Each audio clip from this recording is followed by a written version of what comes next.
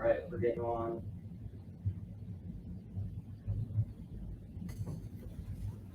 And we're live.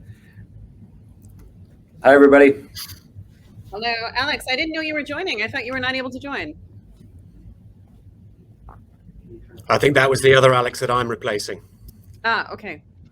Oh, that was the other Alex. Ah, okay. I thought it was, never mind. I thought it was Alex McDougall. Okay. Yeah.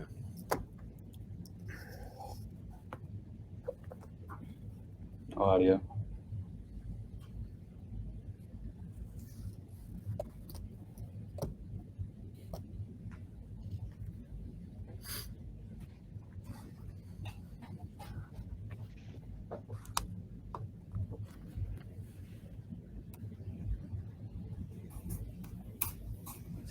All right. Jill, you want to kick us off? Absolutely. Good morning, and thank you for joining. This is actually a fantastic panel around stablecoins and CBDCs. I really want to start by sort of laying the foundation. So what we know is being sort of once a fairly abstract concept in terms of accelerating CBDC pilots. We're now closer to about 3/4 of the countries that are essentially in a pilot or research stage.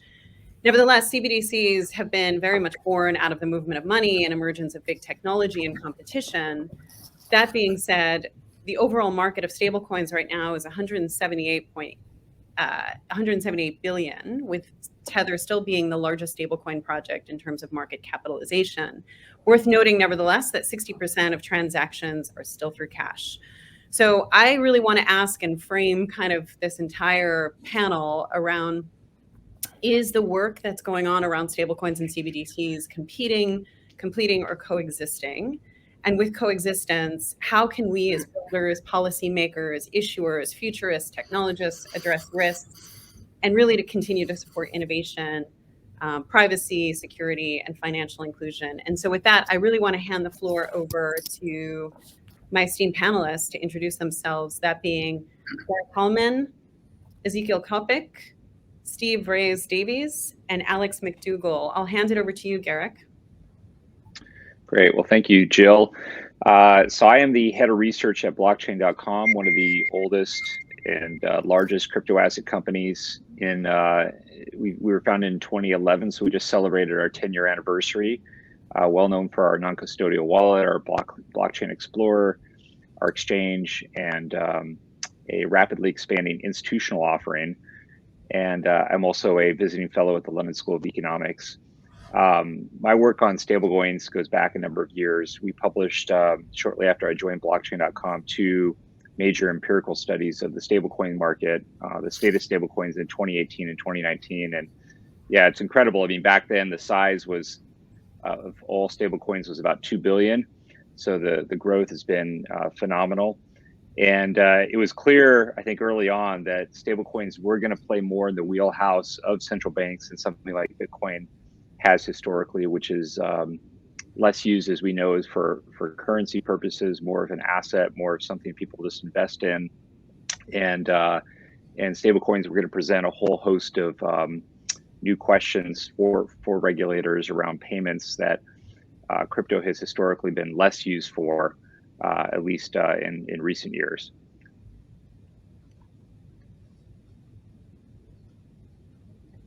You're on mute, Jill. Great. I'd love to hear from you, Ezekiel. Great. Good morning or good afternoon. I guess I'm in California. But anyway, my name is Ezekiel, Zeke for short. I work for a company called C Labs, which built the mobile-first blockchain Cello. Prior to joining C Labs and really the tech space, most of my career has been spent in central banking. I worked for a number of years at the Federal Reserve Bank in New York, and then moved over to the World Gold Council, helping central banks manage gold reserves. And now I kind of sit in this really interesting space in between technologists and central bankers, and helping them understand not only the potential architecture options for CBDC, the implications on perhaps monetary policy, macroeconomics, et cetera, but then also doing a lot of work around stable coins. So our company has a couple of stable coins, one pegged to the dollar, the euro, and recently just launched one pegged to the Brazilian real. And so it's an interesting space. Certainly looking to your point, Jill, I really think this is a space for coexistence. And I'm really trying to create partnerships between government agencies, central banks, et cetera, on the public side to work with the private sector and really create some really exciting and new innovation. So excited to be here. Thanks for having me. Thanks, Zeke. Alex? Awesome. Yeah, super excited to be here. Happy T+1 on International Women's Day to everybody. Fantastic to see everybody that's the Penrose team's brought together in Bermuda. It's been a great event so far. So I'm the president and COO of Canada Stable Corp. So we build financial technology for Canadian banks and international banks. And we really looked at it as there's a fundamentally different infrastructure that we're trying to migrate our entire payments finance system over to, but that's going to happen in incremental steps and very slowly. And we, as a venture capitalist, prior to launching Stable Corp, we really spent a lot of time kind of 15 years out of what is the archetypes of pure decentralization that we could potentially build in this theoretical future world. And really zoomed a lot back in and what are the steps that we really need to focus on today, tomorrow, the day after to get the biggest institutions in the world to start taking one step down the path towards what a good outcome is in digital asset world, because there are bad outcomes in digital asset world. And I think this is what we'll talk about today as well. This technology is unbelievably powerful, unbelievably transparent, unbelievably efficient, unbelievably quick. But there's a lot of humanity that still gets built into this type of technology. And I think when we start to talk about private stablecoins versus CBDCs, we'll start to get into some of those government aspects around it, privacy pieces like that. So our lead asset is something called VCAD, which we basically worked with a Canadian Schedule I bank, VersaBank, to take a deposit receipt. So something similar or akin to a traveler's check. And tokenize it. So it looks, acts, and feels like a stable coin like USDC or USDT, but it has the full weight and backing of a Schedule I bank behind it. So these types of partnerships, to Ezekiel's point of where the regulated entities are, where the regulation should be, where the yield should be, where the deposit reserves and the BIS guidelines should be, versus where the technology should be and where the technologists are building out these structures, building out these integrations, building out these assets. So build assets, we spend a bit of time at the edge as well, doing fiat on-ramping and really working on having seamless flow into and out of the crypto space as we grow and grow and grow the crypto space and hope to minimize the amount out of the crypto space. As well, we play around in the yield space and do a lot of analytics and a lot of on-chain monitoring of CeFi and DeFi platforms. So excited to dig into all this stuff. There's such a rich batch of topics to talk about, especially as we are on this beautiful island of Bermuda. And a lot of this is around remittances, cross-border stuff that we really need to build the right infrastructure to really access. So thanks again for having me, and really excited to dig in here. That's great. Thank you. Thanks, Alex. Steve? Yes, thanks, Jill. So my name's Steve Rees-Davies. I'm a corporate partner at Carey Olsen International Offshore Law Firm, and I head up the technology team here in Bermuda. And I'm 21 years in the law. Most of that time has been with clients in the technology or energy sector. And more recently, I've been assisting in Bermuda in establishing our regulatory and legal regime that specifically regulates and governs digital assets or digital asset business as we've defined it. And it's a great, unique place to be working because we are able to look at how the sector needed certainty and what we could do to ensure that we were actually attracting people to Bermuda in order to both bring some credibility and legitimacy to their projects and obviously certainty to what they're doing. But how does that then play into the more global space where there is still uncertainty as to how the different types of digital assets out there, be it stable coins and the whole idea of sort of central bank digital currencies, how they're going to be regulated. Obviously, every country in the world seems to be taking a completely different approach. And where we land is, who knows? I definitely think there is a definite factor of coexistence here, certainly for the foreseeable future. I don't actually think, I'm not a technologist, but from a legal perspective and seeing how the law and regulation, which just does exist, and how it's applied to this sort of technology. I think the technology is still far from being ready really for a proper CBDC. But obviously I'll leave the technologists to decide that. That's not my remit. But it's going to be how do you introduce CBDCs and bring that into a regulation and regulate it as legal tender? And are you then going to say that, well, nobody else can do it, and therefore have some knock-on effect to something like stablecoins? I think stablecoins are certainly here to stay and certainly here to grow for some time yet. That's certainly my view. That's great. Look, I think it's really important that we at least kick off and acknowledge and take the temperature really from everyone on this panel as it relates to this morning's long anticipated executive White House order. I'd love maybe for everyone to comment. I'm going to start with Alex. Just your opinion, thoughts. I know that I won't pepper it. Go ahead. I am a fan of clarity, period. So, and any set of rules that can be put in place that are definable, enforceable, actionable, and can be built around, we as technologists can put into our model and come up with business models that operate in those. When Steve, this is something we were talking about over the last couple of days here. The ambiguity is what is the killer, and you really need to have a very sophisticated risk model for what level of risk you're willing to take depending on what jurisdiction that you're looking at. So there's without kind of getting into the specifics of it, there are some interesting parts to that legislation. There's some stuff as a stablecoin manufacturer that we've sort of seen coming, and we've tried to position our assets and some of our solutions in the vein that's being pushed towards. And there's some challenging bits to it. And I think having a statement that's defined, that's something that can be innovated on or something that can be evolved from is a good start. But there's some challenging bits to it as well. But I'll turn it over to the rest of the panel as well. Sure.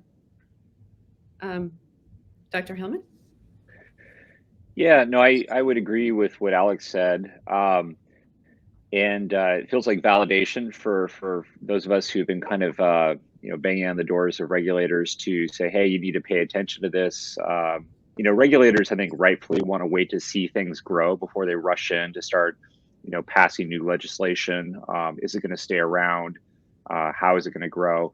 So, it's I think fine that the regulators have kind of waited to this point to kind of come in. And what's nice is they're also thinking about this very holistically.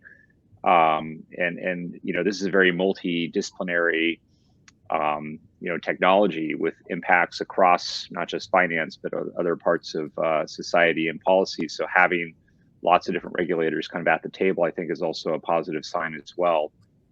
The thing that I always kind of encourage regulators to do is to think about the opportunities and the positive sides of this technology, and to really remember that as they think about policing for the risks, which in my mind are smaller and have through the years been borne out to be a much in terms of illicit activity or other things you often hear that take headlines. That's really a pretty small fraction from the data we have of activity that's taking place with crypto.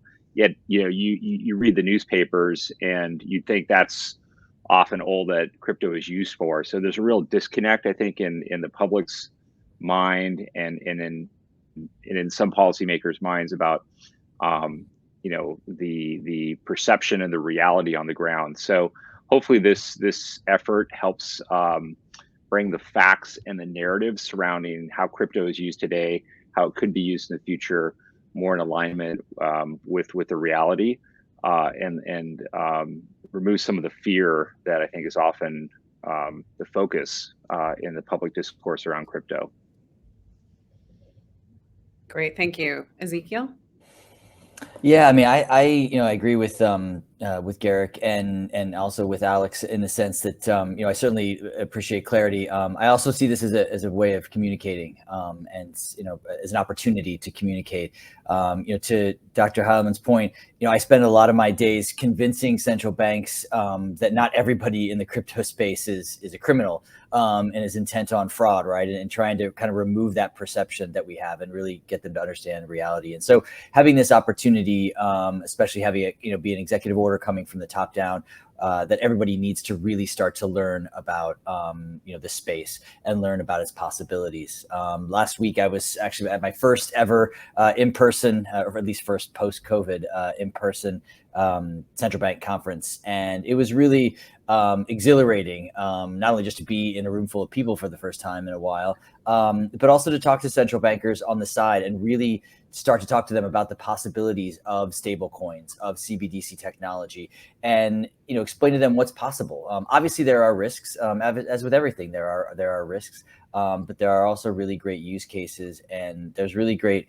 problems that we can work together to solve. And so I was happy to see this, and happy to engage with the governments, with the government agencies, I should say, and I look forward to more of that. So this is a good first step for sure. Yeah, absolutely. Steve? Yes, thanks, Jill. I agree with what everyone has just said. Effectively, clarity of any nature in this sector is critical to its future growth, or the speed of its growth, and by providing people with certainty, that's critical. We've seen what's happened in the US, where we went from certain types of guidelines to completely different guidelines. The lack of certainty and then the retroactive fit, if you like, it doesn't bode well. But we've got to remember what we're dealing with here is a new technology that does have, as Garrick sort of said, all the positives of this technology need to be looked at. That was the exciting thing that we in Bermuda looked at back in 2016, 2017, as we were trying to draft our legislation and regulation.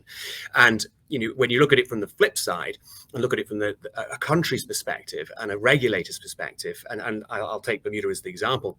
We're a small jurisdiction. Our reputation means a lot. We can't afford to have a negative reputation. So looking at this space and looking at the technology and the positives of it, and then saying, okay, what are these negative aspects? What the public see and what all of us saw over the last decade, I think, is very much the small, minor, scary bits, the fraud, the money laundering, the terrorist financing, but with no stats and proven evidence behind whether it even existed or could be facilitated. And people often forgot that, well, look, money laundering and terrorist financing and fraud goes on in normal days life. You only have to talk about things like NFTs and the sort of art world. Well, the art world is rife with all sorts of problems in its own right. So looking at the technology and saying, look, these actually have dual purpose. We've got the positive side to actually combat some of these issues in their own right. Let's look at that for a start. And secondly, yes, there are issues, but what are those issues and how large are those issues? And as Gary's saying, there's not a lot of evidence that it has been used for nefarious purposes or to the extent that everyone was worried about. So when we came to draft legislation in Bermuda and put it in place, we did look at exactly that. We looked at fraud. Well, how do you minimize the risk of it? We don't want to stop the technology. We want to help advance it. We want to help people use it.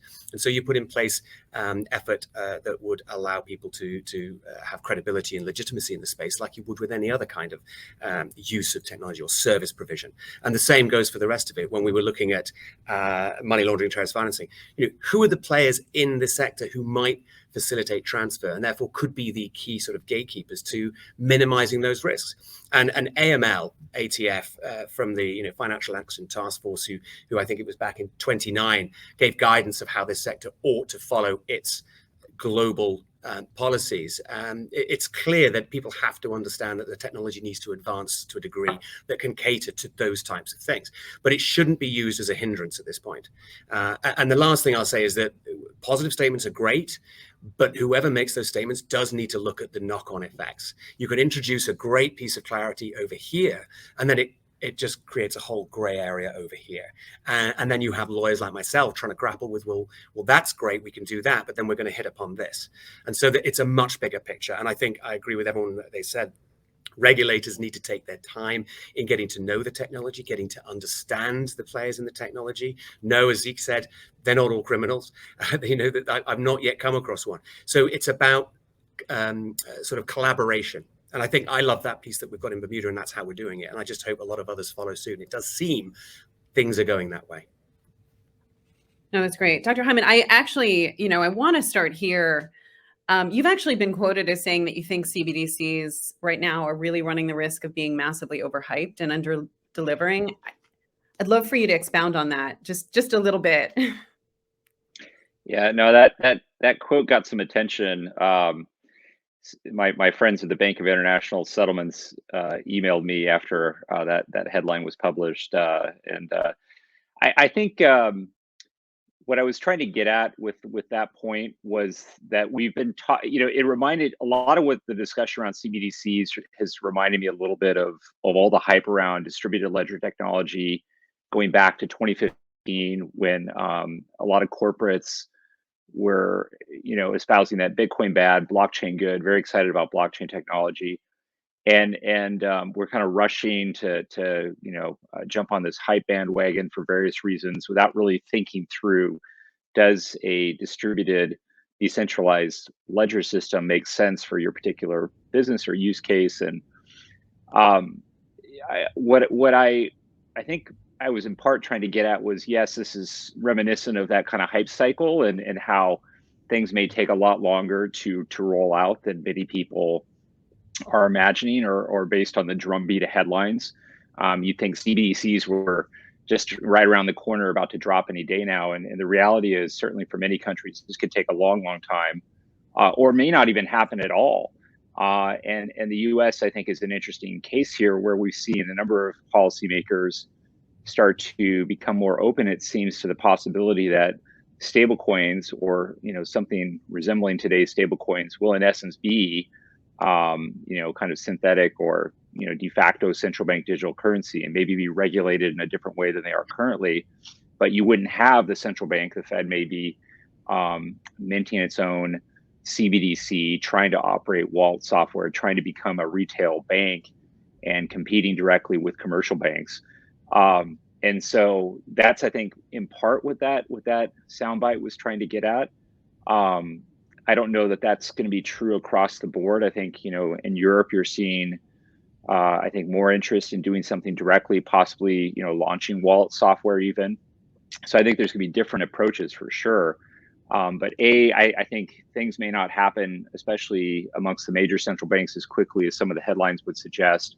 And B, you might see, an approach where the private sector is really charged with kind of leading the digitization of money, and piggybacking on the stablecoins that exist today, rather than trying to launch something completely novel. And I think that's something that's really worth thinking about. There's a lot of risks associated with the idea of government getting involved in something complex and fraught with security risk. That's one of the things that doesn't get talked enough about with regards to CBDC, in my opinion, is the security side of this, especially as you take a more centralized approach and kind of get away from some of the proven ways that blockchains have remained secure, in Bitcoin's case for 13 plus years now. Very decentralized, very trust minimized. And some of the CBDC designs that are talked about are going to be very different than that decentralized security first approach. That makes me very nervous, and could be kind of the dark side of that quote, where you could have a catastrophic hack of some kind, because something is too centralized, isn't properly secured. And can I jump in on that, Jill? Yes, absolutely.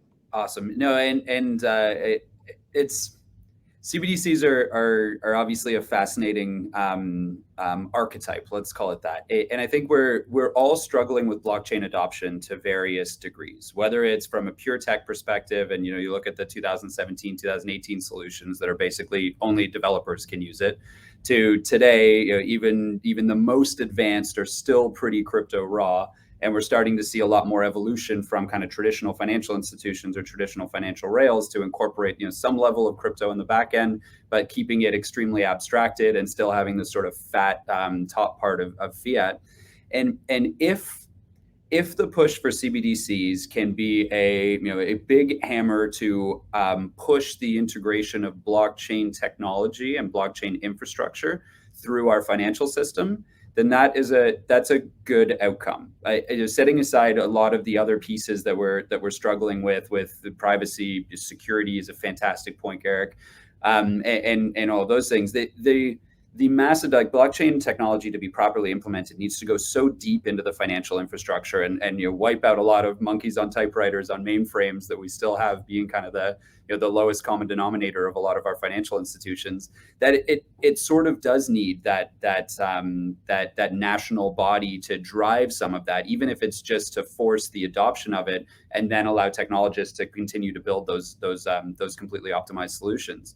And that being said, if that is the route that adoption really goes, that to itself somewhat limits the upside of blockchain. I mean, if everybody is sort of following the central bank route into blockchain, we're going to end up with incremental improvement on our current system, which is good in the best case, which is good. But I think all of us as technologists, we're building in exponents here, and we're building for exponential stuff. And there's a big sort of power redesign and a power shift, and not to get kind of down the rabbit hole on that side, but there's a reason we built this as a purely decentralized system in the first place. So I think we're really trying to balance those two things as we think about CBDC technology. Is this massive unresistible force of government intervention to force technology infrastructure improvements, where a lot of those institutions would be the ones that would be the most resistant or have been innovating at the edge only for years and years and years. That has huge upside. But if that's the way we solve the adoption gap, then does it limit kind of this potentially decentralized magic land that we've all sort of conceptualized 20 years from now as well? And so I think it's obviously a fascinating discussion, and your point is well taken, Garrick, of a lot of the security side to it as well. And I don't want to step on the privacy discussion that I'm sure we're about to have. No, I was about to. That was where I was headed. So I'll let some other chime in though first. Yeah, look, I want to keep it really broad, right? We know that there are enormous sort of privacy trade-offs and discussions that are made when looking to frame kind of the architecture of CBDC, stablecoins, et cetera, technology. How do you think about? I want to sort of dive into sort of, Zeke, how do you think about a lot of those privacy constraints? Dr. Heilman, I don't want to quote you back again in terms of saying that central bankers, it is way above their pay grade to think about some of the privacy concerns. But, again, there's a lot of meat here. And I sort of want to think how you think through a lot of those issues and trade-offs, Zeke, and then I'll sort of hand it off to the greater panel just around the key issues that we're sort of dealing with regards to privacy and Sure. Yeah. I mean, I think privacy is a really fascinating and very difficult discussion to have, especially on the sort of the official sector side of this, right? I mean, so on one level, central banks certainly want to make sure, or governments in general want to make sure that there isn't any fraudulent activity. They want to protect consumers. I mean, you saw that as the very first bullet point, right? In the new executive order was consumer protection, and all of that makes sense. At the same time, they also want to, they recognize that people really still like using banknotes and physical cash. And part of the reason for that is because of that anonymity.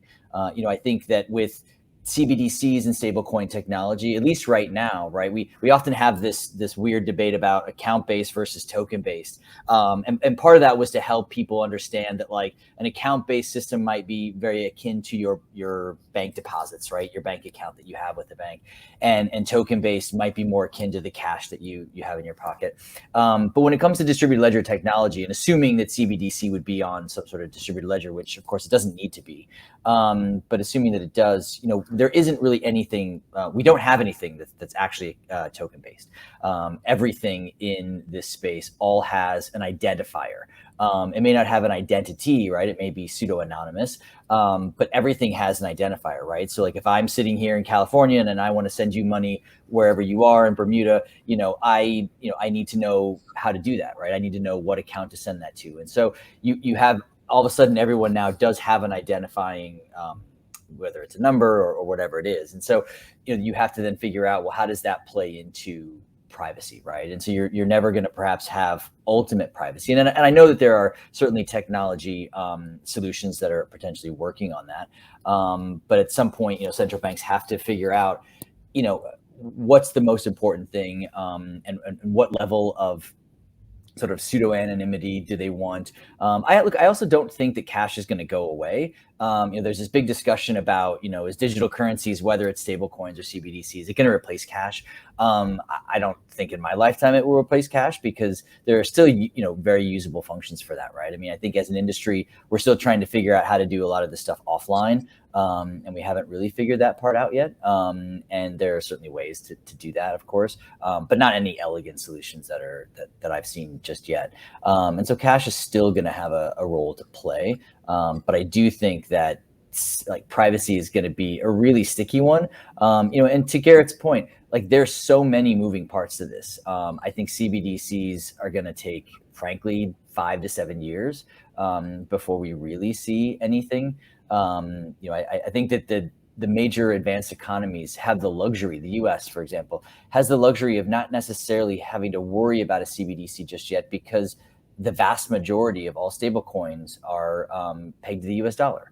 And so they don't need to have, they're not worried about that, because the Federal Reserve still maintains monetary policy when we're all using dollar-based digital currencies. And that goes for countries like Canada and, Europe and England and all these places, right? I mean, you can imagine that the reserve currencies, there's going to be stable coins, pegged to them if they're not already. Where it becomes a real issue and where CBDC technology can really help level the playing field is for smaller emerging economies where, there really aren't stable coins that are pegged to their own local unit of account. And so then you have this problem of dollarization where, their citizens want to use a digital currency because it's easier for them, it's safer for them, all of these things, cheaper as well. But if there's not an option in their own local currency, they're going to go to dollar-based stable coins or euro-based stable coins or whatever, and that can have a real impact. Great, thank you. Steve, go ahead. Yeah, I think this comes back to the question that I've always asked when I get clients with their projects, and it's I think central banks and governments and anybody looking to use the technology do have to ask the question: is the tech fit for purpose? There's this whole sort of force of I wouldn't call it force of nature, but there's a force of everybody must get into blockchain, everybody must adopt digital ledger technology. It's like, well, in some form, maybe that's exactly what will happen. But I think we've got to look at it. And privacy is a very good example. When you look at the sort of the difference between, say, stable coins, which are a choice right now. People can actually decide to use stable coins or not. They can stick with cash or their banks. But there's a choice of anonymity or not. Whereas CBDC, it's basically going to be forced. If you're part of that particular country and the government's determined that's what they're going to use, you have to participate. Otherwise, they're going to create or force people into a black market of some sorts using other means. So I think that as regulators and governments and central banks look at the issue of should we be using this technology, or should I say, as they look at blockchain technology and CBDCs, they should be asking the question, is this particular technology fit for the purpose of what we need? As Zeke just said, this doesn't need to be necessarily blockchain based. So you can take this format of technology and tweak it, change it, or develop something that will be far better fit for purpose. But I do think there is this whole issue of people being forced into something, and then you have the issue of privacy. Right, I mean, in the last, 10, 20 years, we've just seen a slew of new privacy legislation coming across all around the world, showing that governments are trying to give power over people's personal data back to the people, as opposed to the large organizations, like the likes of Amazon and Google and Facebook, who have collected data quite aggressively and use it to their advantage and their value. When people start talking about digital ledger technology, I'm like, well, isn't this just the next version of the databases which current collectors of data use? So there's a bigger picture, and the privacy factor is critical, absolutely. And it goes back to the point the others were saying before. This is that there are many more facets to this than just saying, should a CBDC be introduced by a central bank backed by a government, because of exactly these points. That's great, Alex. I know you're champing at the bit, so this is, I mean, to me, one of the most critical parts of this whole discussion, and I think we sort of forget how cool blockchain can be sometimes when we think about implementing it in certain of these situations. And today, with kind of our cash-based system, we almost have anonymity by complexity. Like there is no way to effectively AML, down to the dollar and assign identities to all those people. It's too complex. It's too cumbersome. So we kind of have this this bifurcated structure where regulators can say, we want to know everything, knowing that they can't actually know everything. And there's this sort of safe space that's a bit of a gray area that's fine. We'll deal with that. I mean, it's like speed limits, where the speed limit of 100 kilometers an hour isn't the real speed limit. There's a sort of accepted gray zone that allows regulators to have rhetoric around, we want to be tough on this, we want to do everything, but knowing that there's kind of, again, exceptions by complexity. Whereas blockchain, there are no exceptions by complexity. If you create a speed limit of 100 kilometers an hour in a blockchain-based system and you go 100.0000001 kilometers an hour, you are getting a ticket immediately, your wallet is paying that ticket immediately, and that is it. Same with when you create structures of commerce on blockchain. If you have a covenant in a loan and you are 1 second late or 1.001 under on your EBITDA coverage, that loan is getting called, it's getting liquidated, and that is both the power and kind of the magic and the terrifying part of this technology. So when we start to think about how this looks from a privacy perspective, we can legislate and codify in zeros and ones privacy into a system like this. It's a technological challenge that we all need to solve, and there's a lot of zero knowledge technologies that are starting to be built around that. But that requires sort of an explicit acknowledgement by the people who are creating these rules of zeros and ones that there's a certain segment of the economy that they're okay with having no visibility into. And that's a really challenging that's a really challenging headline to say. We are okay creating out of our jurisdiction flows of commerce. So if you can create a zeros and one codified blockchain system that preserves a certain level of privacy, and that's again a really hard thing to do, then you can do this perfectly, and that's great. We thrive in the gray areas today in our regulatory structure, but it's also it's the source of a lot of discrimination. It's the source of a lot of exclusion. It's the source of selective enforcement. It's the source of a lot of the challenges today in these massive gray areas. And blockchain takes all of those gray areas away, which is awesome, but also terrifying. So if we build it right, we can do a really, really cool version of this. But I struggle to see the willingness to build it kind of all the way right. And I think that's going to be a really interesting discussion that we all have, and we all have a responsibility for pushing the thoughtful construction version of this narrative forward. As we're all talking to central banks, as we're all kind of going through the growth and build of this, that we need to build this with a certain level of understanding that we cannot have complete visibility into a system by design, and that needs to be codified, and that's really hard. Sorry, Dr. Hyman? Yeah, there's a bit of latency. I don't know if that's coming through for anyone else or just me, but hopefully you can hear me clearly. Just on the privacy point, I think what I was trying to say there was that it's complicated, and it's going to be a legislative decision, a policy decision that in democratic societies you're going to need elected representatives and the body politic to really weigh in on what is the right level of privacy.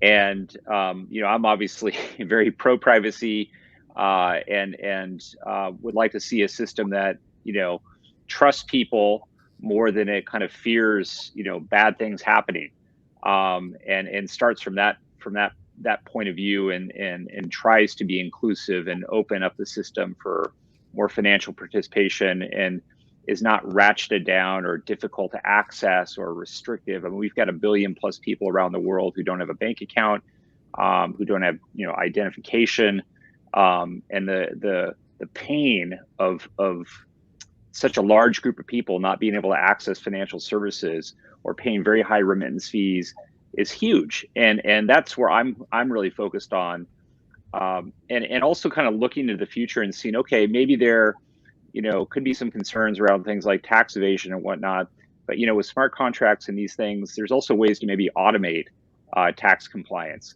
and trying to look at it from an opportunities perspective rather than kind of a fear perspective, where, oh my gosh, if we build this, it's just going to be opening the floodgates to this or that fear. So I just would start with kind of the point that, hey, the vast majority of people are good. They want to do the right thing. Blockchains, as we've seen, leave digital paper trails.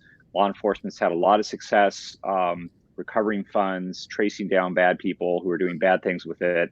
And the fear associated with making this too private, I think, is way overblown.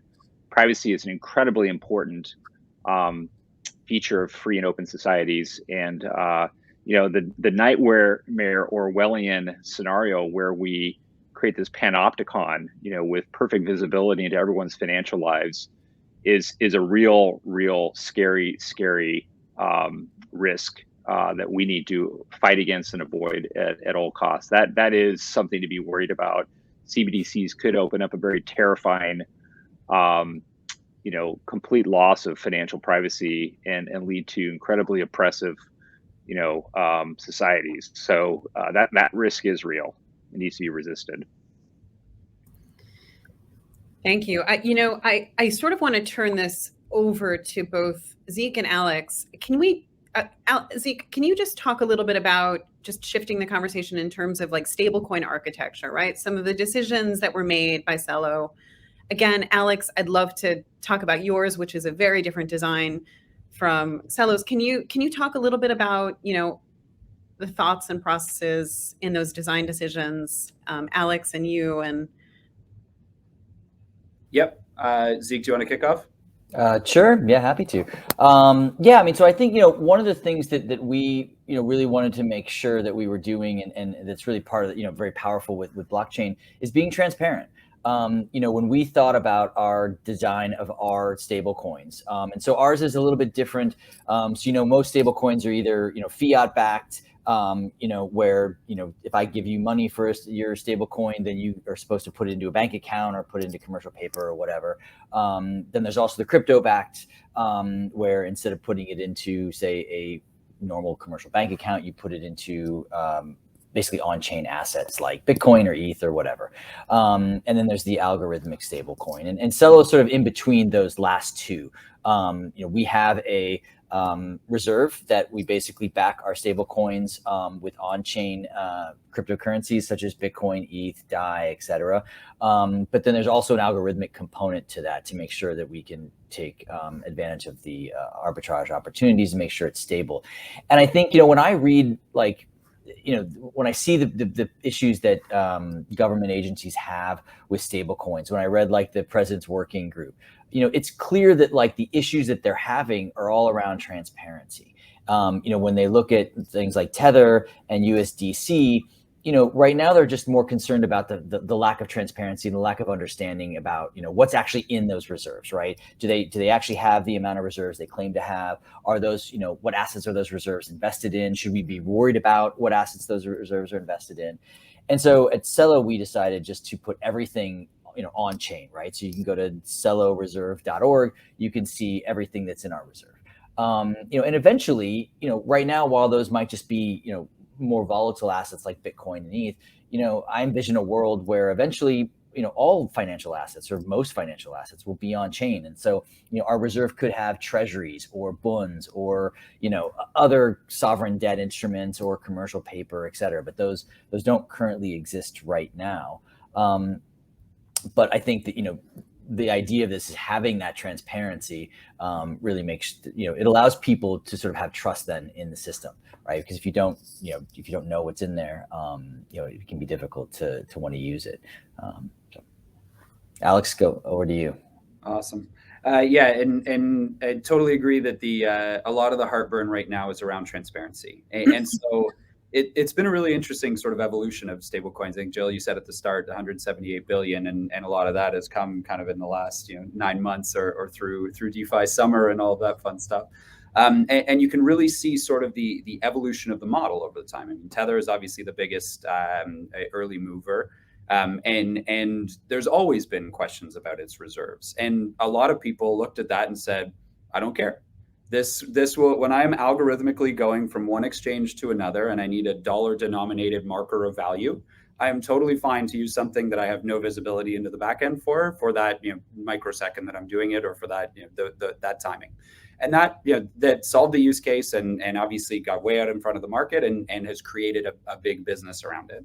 USDC kind of came along and said, well, let's do the grown-up version of that. Let's be cash-based, let's be transparent, and let's be more transparent about trying to be what the reserves were, with the intention of solving a very different market. And then I think we're all in this business and on the stablecoin side, really trying to solve the remittances, cross-border payments, FX, all of those things that we've kind of patted ourselves on the back since 2008 that we're going to do and haven't really done in the grand scheme of things. The vast majority of crypto activity still today is in is in trading and in DeFi and in kind of those those more financial use cases within a relatively limited bubble. And so USDC came along and really wanted to have the more compliant version of it, but they still, there still is some yield chasing there. It looks a little bit more like a money market fund on the back end through having some commercial paper, and what you can call your asset on the front end when you're backed by a series of money market funds is unknown. They're doing it in the best possible way they can, and I know they're approaching the banking license and the banking side of it. And so when we were kind of contextualizing and building out VCAD and potentially VUSD, we looked at it as, okay, well, what's the next logical evolution of that? And right now we're wondering and worrying where the assets are that are backing up this asset. Well, with all of the large caveats of how much we trust our banks and how much we trust the international banking system, which is a whole separate discussion. The best place that those reserves could be is kind of within a tier one capital structure. So we said, rather than, hey, us as a random technology company, a very fast growing and excellent random technology company, but rather than us being the asset issuer, let's put the regulatory side where it should be with the actual regulated Schedule I bank. Let's have them be the actual asset issuer and issue something that's well within their Bank Act rights to issue, this digital deposit receipt, which is explicitly outside of securities law within the Canadian Bank Act. And then let's tokenize that and make it look and feel and serve all the same functions and purposes as a USDT, as a USDC, be able to be on DeFi platforms, be able to be used for cross-border commerce, for trading, all of that fun stuff. But have it be such a regulatorily compliant vehicle that maybe we can use it more in those remittances, in those cross-border payments. And we've seen a lot of success on that side of more traditional companies looking at it and saying, okay, well, there's a bank involved with this, so I'm more willing to go down the infrastructure route and use blockchain on the back end when I know that the asset has a certain amount of regulatory power behind it. Which is, again, it's a long discussion. It's a long evolving discussion. We sort of look at VCAD and this bank issued model as a really cool hybrid partnership between us as a technology company. So we built the assets, we manage the distribution of it, we manage all of the integrations, run Stellar, Algorand, and Ethereum at launch, and looking at a few different chains. But ultimately really trying to get it past this kind of nucleus of assets that is the 178 billion today, which is a tiny fraction of what stablecoins could be as we sort of tap into those real fiat replacement use cases. And the last quick point I'll make is having more true multi-currency stablecoins. Again, we talked about it before, that USD is basically the entire market right now. There's a little bit of yours. Zeke, you guys have done fantastic work in trying to branch out into some of those other currencies. But until we can, until us and Cello can meet at a DEX and have our currencies be able to be exchanged for each other for 5 to 10 bips, like those institutional grade rates, we're sort of playing in proof of concept mode. So it's sort of up to us as technologists, both to create the technology, but also to create the business structures whereby a person who needs to send money to Brazil can do that at scale at the same rates as institutional and just get the upside of blockchain, instant settlement, all of that fun stuff. So we took a very thoughtful approach to it, a regulatory approach to it, we're excited to get it out in the markets and aiming for middle of April. That's great. Thanks, Alex. I am conscientious of time. I know I'm going to do a quick wrap up from everyone. Knowing that we're all focused on this notion of coexistence, one soundbite what does that look like? What are you excited about in the building of sort of the next iteration of open money? Over to Alex, Dr. Hyman, Ezekiel, and Steve. Let's start with Steve. I think he's spoken last. Oh, Steve. okay, thanks. Very quickly, I just want to point out, and it wraps, I think, this up. Different countries, different systems of government, different levels of trust, different purpose of government institutions. I don't think globally we're going to get much harmony around the idea of CBDCs or digital assets anytime soon. What we can do, though, is look at actually what are the fears that regulators and governments have around the services in this sector. And that's where we start to see sort of global principles start to be applied in areas like AML, ATF. I'm not saying I agree with it or think it's a great workability, but that's an area to focus on, along with fraud, privacy, cybersecurity. So I'm excited to see that we are starting to get a lot of the jurisdictions and the regulators actually engaged in understanding the technology, realizing that it's the technology that's exciting and the progression and development of it, not necessarily what's been going on with the technology today. That's it. Great. Zeke? Sure. Yeah. I mean, I think continuing with our discussion on stablecoin reserves, I think, one of the most exciting things that I'm really excited about is this idea that, this is the perfect place to have the trust and the security of a central bank and kind of, intertwine that with the innovation of the private sector. And so by that, we've been talking a lot about CBDCs, but it's mostly been on this idea of retail CBDC. But, I have this idea that, you can get that trust if central banks were to issue, for example, wholesale CBDC. And I've written a lot about this. You can get the trust and the sort of the safety of the central bank, put those wholesale CBDC and use that to back a stable coin. Not just any stable coin, right? So like Alex can produce a stable coin, that's pegged to the CAD, and Cello can produce one as well, and we can both back up our systems based on this wholesale CBDC. We both have the trust of, for example, like say the Bank of Canada, and then as a consumer, I get to choose between the two, or maybe I have both because they serve different purposes, and so I think you can have much more of a market-based approach. And so I'd like to see that. There's certainly been a lot of discussion around it recently, and I'm excited to see where we can, go with that with other central banks. Thank you, Dr. Hyman.